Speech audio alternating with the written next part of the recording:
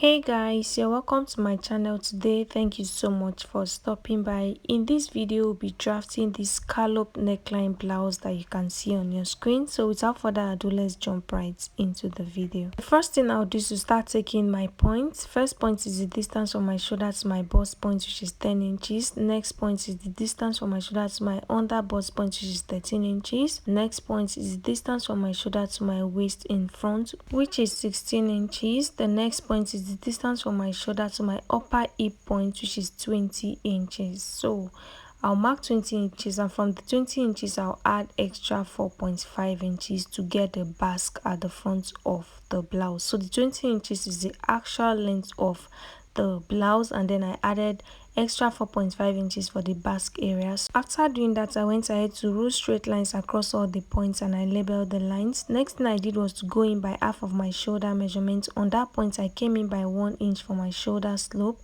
and then I connected like this. Next thing I did was go down by my armhole depth. My armhole depth is 8 inches. On that 8 inches point, I'm going to place the same measurement that I have on the shoulder line, which is 8 inches. After doing that, I'll rule a straight line across that point. So this new line is the chest line. On that chest line, I'll place the same 8 inches that I have on the shoulder line, and I'll connect from the shoulder slope in a straight line like this. Start doing that, I'll place my tape on the straight line and I'll divide what I have. Half of 8 inches is 4 inches. I marked the 4 inches. On that 4 inches mark, I came in by half an inch. I indicated the half an inch with a dot. On the chest line, I placed my bust circumference divided by 4. I also indicated that with a dot. What I'll do now is to connect from the shoulder slope to the half an inch that I came in with, and from there to the dot that I have on the chest line.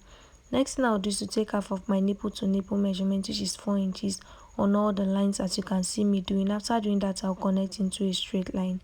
On the center front, I'll be taking half an inch on all the lines from the bust point, okay, and on the side I'll be taking 1.5 inches all the way. After doing that, I'll connect into a straight line like this on both sides. So the next thing I'll do now is to go down from the bust line by 1 inch. I'll indicate the 1 inch with a dot, and then I'll use the curved part of my ruler to connect from that 1 inch now to the under bust line. So label your lines, okay, so you don't get confused. And from that point, I'll use the straight part of my ruler to just connect upward, and I'm going to extend that line now all the way above the chest line as you can see me doing. After doing that, I'm going to determine how deep I want the bustier neckline to be. So I'm going off from the chest line by 2 inches. So it totally depends on you. You can decide to maintain the chest line, but you can see on the thumbnail that it's a bit covered. So I went up by 2 inches from the chest line and I ruled a straight line across. Now on that line that I extended, I will be tightening the over butts, and I'm doing that on just one side, which is the side front. So I came out by 1 inch, okay. So after doing that, I'll start placing my measurements. On the bust line, I already have my bust circumference divided by 4. I'll add my stitching allowance of 2 inches. On the under bust line, I'll place my under bust circumference divided by 4. I'll replace the dart and I'll add 2 inches stitching allowance. On the waistline, I'll place my waist circumference divided by 4. I'll replace the dart and I'll add stitching allowance. On the top length, which is the upper hip line, I'll place my hip circumference divided by 4. I'll replace the dart and I'll also add my stitching allowance. After doing that, I'll connect as you can see me doing. So before I connect the basque area, I'm going to close up my dart, okay. This is because I want everything to align when I'm joining. So what I'll do is to use the curved part of my ruler now to connect from the upper hip line, which is 20 inches, all the way like this, okay. So after doing that, I'll open up the dart. So when I sew, it's going to align. So the difference between my front waistline and my back waistline is 1 inch. So I'll be using the 1 inch to take in the bust dart for the front. So on the bust line, I came down by 1 inch. I'm going to slant like this to meet the dart leg, okay. So after doing that, the next thing I'm going to do now is to come out by 1 inch like I explained earlier, okay, to tighten the over bust, and I'm doing that on the side front. I'll use this curved part of my ruler to connect from that point to meet the bust line like this, okay. So the upper part of the bustier is not going to gape anymore. So to get the scallop neckline, I'm going to go down by half an inch and I'll go up by half an inch. I'll just rule two faint lines like this, which I'm going to be following to get the scallop neckline. But before I do that, I'm going to close up this over bust tightening to make sure it is sitting together. If it's not, I'm going to extend the one that is shorter so it's the same length. So that's what I'm trying to use my ruler to do. So I'm trying to align the dart so it sits well into the armhole area, as you can see. Okay, so once you are joining your fabric, one is not going to be longer, one side is not going to be longer than the other side. So arrange it towards the armhole area, and then I'm going to use my pencil to just trace out the scallop neckline. So it depends on what you want, but when you are tracing it out, use your pencil first. Once you are sure of what you already have, then you can use your marker to make it more visible. So on this other end, I'm going to make it just one, so it to look like the continuation of the other side. You know, we still have the dart in between, so that when we join the darts together, it's going to sit well. I don't know if you understand. So when you are marking out the scallop neckline, make sure it continues on the other side. Okay, so next thing is to mark out the queen and neckline. So I'm going in by 4 inches. That is how wide I want it to be. So I'm going to first of all close out and close the dart on this end, and I'm going to measure about 5 inches, which is going to be the width of the chest area. This is 5 inches and it's ended where I am marking.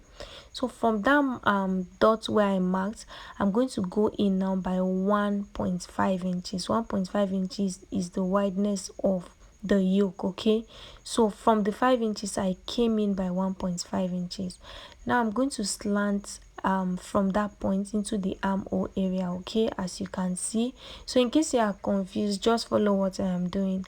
From that 1.5 inches, I'm going to connect what is left there like this, and then I'm going to outline this 4 inches yoke so that it's more visible for you guys to see. So from that point now, I can slant into this point, the 1.5 inches. So the wideness of that yoke that you can see on the base is 1.5 inches. On the upper part, which is the shoulder area, it is 4 inches. So from that point, I'll just connect into the armhole, as you can see me doing. So I'm using my marker to make everything visible, so when I'm cutting, I know where to cut. So I'm going to go ahead and cut now. So pay close attention so you know where to cut.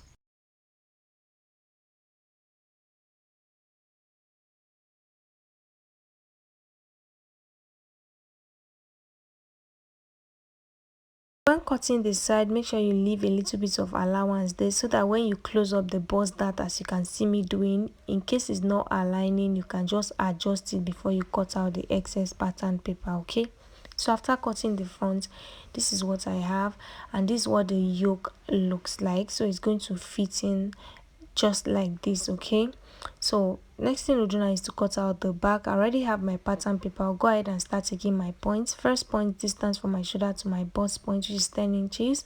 Next point is distance from my shoulder to my waist at the back, which is 15 inches. Remember I mentioned earlier that the difference between my front waistline and my back waistline is 1 inch. So the front waistline is 16 inches while the back waistline is 15 inches. So I'll go down to 20 inches, which is the upper hip point, and then I'm going to add extra 4.5 inches to that for the basque area. Okay, so after doing that, I'm going to roll straight lines across, as you can see me doing. So the next thing I'll do is to take half of my shoulder measurement, which is 8 inches. On that 8 inches, I'll go down by 1 inch for my shoulder slope. For the neck width, I took 3 inches. I'm going to connect. We do not need the neck width, but I just did that to connect the shoulder slope. Okay, then I'll go down by my armhole depth, which is 8 inches. I'll indicate the 8 inches with a dot. On the dot, I'm going to roll a straight line across, which is going to be the chest line. After doing that, I'll place the same measurement that I have on the shoulder line, which is 8 inches, and then I'm going to connect from there to the shoulder slope in a straight line. Next thing I'll do is to find the middle point of the 8 inches, which is 4 inches. I'll indicate the 4 inches with a dot. On my chest line, I'll place my bust circumference divided by 4. I'll also indicate that with a dot.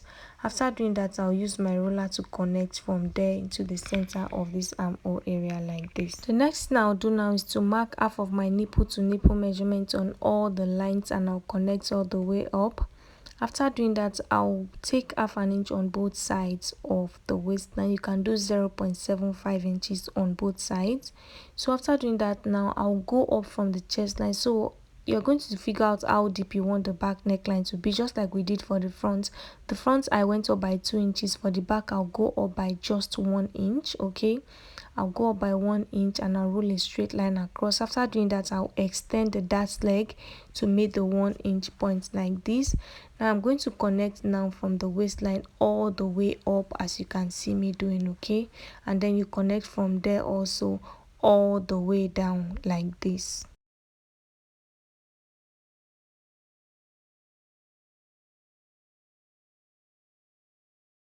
The next thing I'll do now is to start placing my measurements. I already have my bust circumference divided by 4 on the chest line. What I did was to add my stitching allowance. On the waistline, I'll place my waist circumference divided by 4. I'll replace the dart and I'll add my stitching allowance.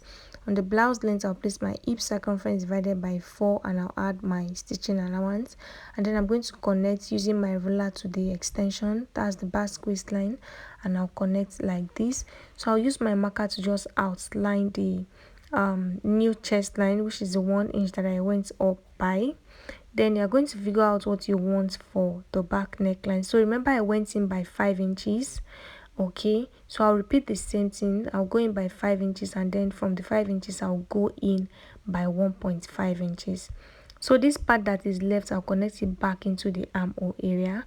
Okay, and I'll go in by 4 inches for the Queen Anne neckline, and then I'll slant it back to the 1.5 inches. So the back does not have to have a Queen Anne yoke like this. You can do whatever you want to do for the back, and you can leave it like this. Okay, so label the back yoke and the front yoke so you don't get confused.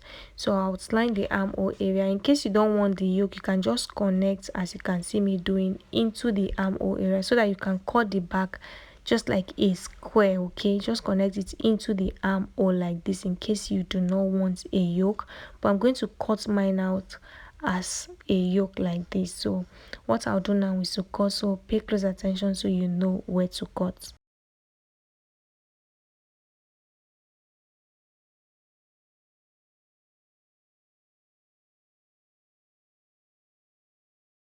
After cutting, this is what I have for the back. So we do not add zipper allowance to the back. You can add loop to the back. All you have to do is to reduce it by 1 inch, 1.5 inches or 2 inches, depending on how open you want the back to be, and then you fix your eyelets or loop at the back. So for the front and the back yoke, if you don't want to join them separately, you can align them the way you see me doing, and then you trace them out front and back. Make sure you label them. Okay, that way you're not going to join them on the shoulder, but you'll be adding half an inch to this part you see me adding half an inch to. Okay, so this is another method to join your Queen Anne yoke without joining them together on the shoulder. Okay, just align them on the shoulder area and then trace everything else, fold into 2 and then join. So when you're cutting, you're not adding any allowance anymore. So this is what you use, but if you want to join them separately, you can go ahead and do that. And yeah, that is all for this tutorial. I hope it was helpful. Don't forget to like this video, leave your questions in the comment section. Thank you so much for watching. See you in the next one.